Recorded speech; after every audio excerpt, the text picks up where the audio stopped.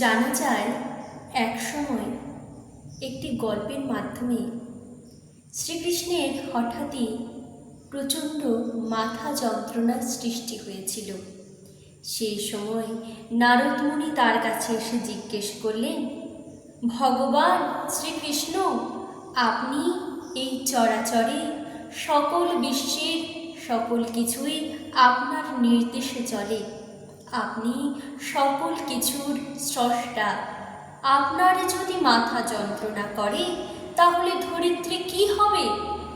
এই কথা শুনে শ্রীকৃষ্ণ বললেন, নারদ, তুমি আমার জন্য যত তাড়াতাড়ি পারো যারা আমার পরম ভক্ত রয়েছে তাদের চরণ ধুলি নিয়ে এসে যদি তুমি আমার মাথায় লেপন করে দিতে পারো তাহলে আমার মাথা যন্ত্রণা থেকে আমি মুক্তি লাভ করব।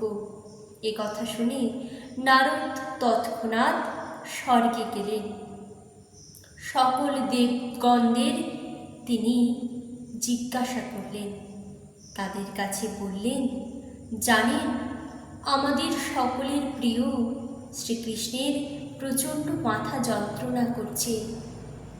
এর ওষুধ একমাত্র তার পরম ভক্তদের পদধূলি।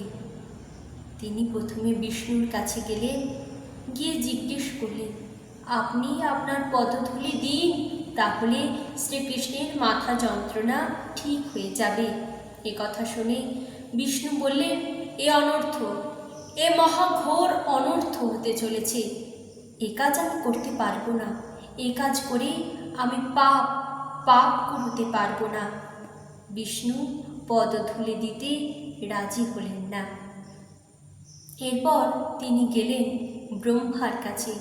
ব্রহ্মাকে গিয়ে জিজ্ঞেস করলেন, আপনি আপনার পদধূলি দিন, তাহলে শ্রীকৃষ্ণের মাথা যন্ত্রণা সেরে যাবে, শ্রীকৃষ্ণ সুস্থ হয়ে উঠবে।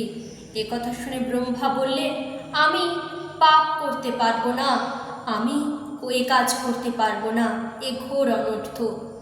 এ কথা শুনে নারদ খুব চিন্তিত হয়ে শিবের কাছে এসে উপস্থিত হলেন।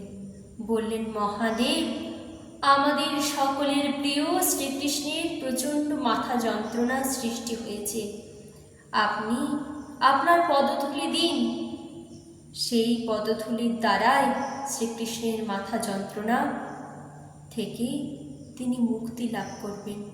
এ কথা শুনে মহাদেব বললেন, এ ঘোর অনর্থ, আমি এ কাজ করতে পারবো না, আমি পাপ করতে চাই না।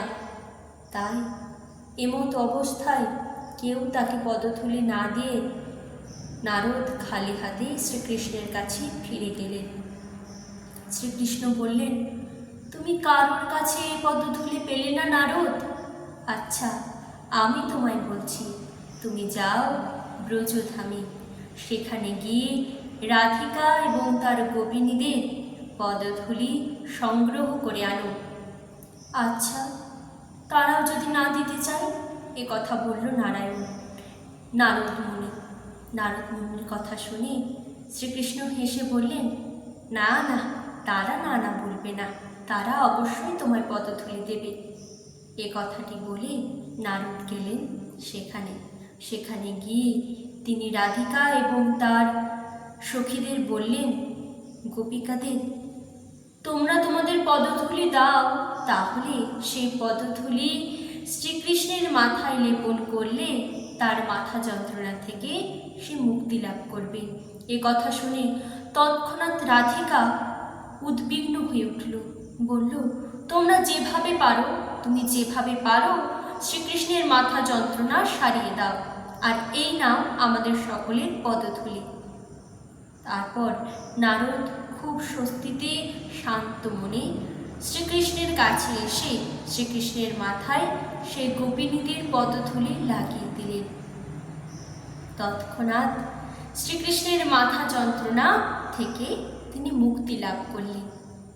এই গল্পের থেকেই জানেন ভক্তগণ, শ্রীকৃষ্ণের যারা ভক্ত রয়েছে এবং গোপিনী অর্থাৎ রাধিকার যারা ভক্ত, তারা সকলেই তিলক ধারণ করে, কিন্তু রাধিকা কখনো তিলক ধারণ করেন না।